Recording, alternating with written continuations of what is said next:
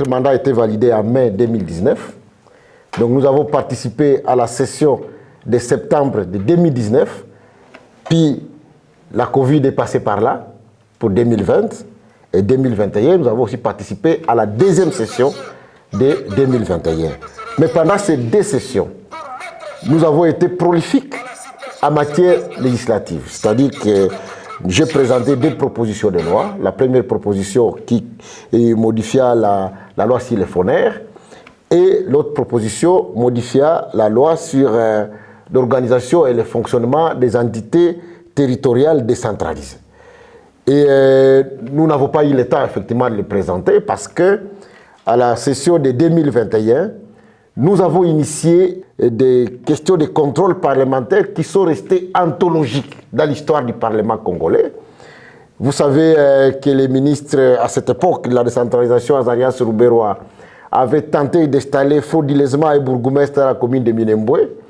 Nous nous sommes levés et nous avons organisé la plénière qui a été désignée la plénière de la législature, dans laquelle, effectivement, nous avons eu à démontrer que cette installation de Minembwe était frauduleuse et que c'était l'événement précurseur des plans de balkanisation de la République démocratique du Congo.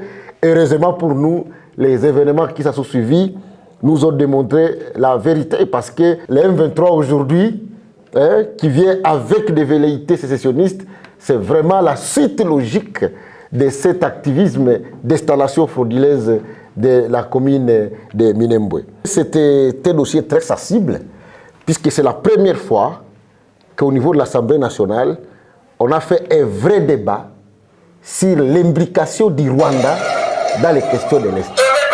Un vrai débat, le premier débat, sur la question de la balkanisation de la RDC. Et j'ai eu le plaisir de porter ce débat.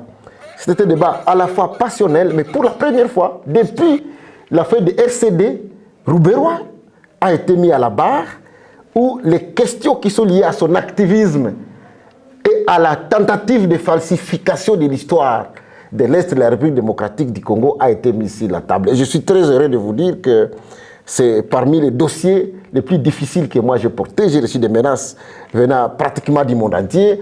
C'est devenu presque un match RDC contre Rwanda.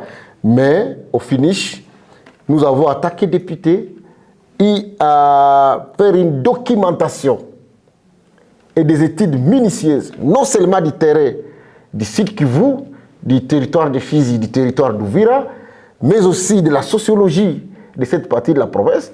Et les gens étaient étonnés lorsque, pendant cette plénière, j'ai fait sortir des documents que les Congolais n'ont jamais vus, notamment l'un des documents phares de la RDC, celui signé par Léopold D. Il n'a pas signé beaucoup de textes, qui effectivement a été le document de référence pour identifier toutes les ethnies et les tribus de la République démocratique du Congo.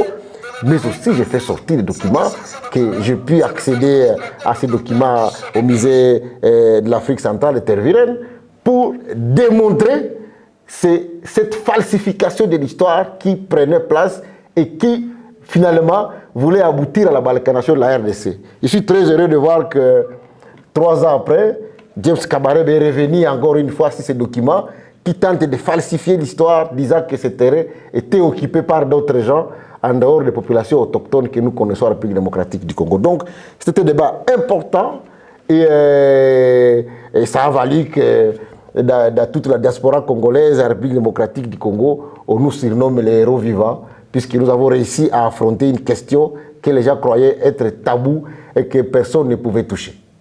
Nous avons été donc aussi sollicités par le président de la République, Antoine Félix Tshisekedi Tshilombo, qui était tétanisé par les attitudes peu respectueuses déjà de Kabila dans leur coalition de FCC Cash.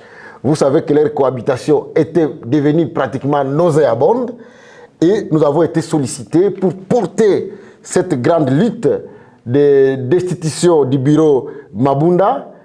Et grâce à cette action, nous avons réussi à déchoir le bureau du FCC et nous avons réussi par conséquent à mettre fin à la coalition FCC Cash. En dehors de cela, nous avons été très actifs dans tous les grands débats sur les budgets, lorsqu'il y avait des dossiers comme le dossier de 15 millions de dollars disparus, comme d'autres dossiers. Donc, à moins de 2 sessions, nous sommes restés la référence parlementaire, même si nous n'avons pas participé à l'ensemble des sessions de la législature, puisqu'il n'a participé qu'à 2 sessions.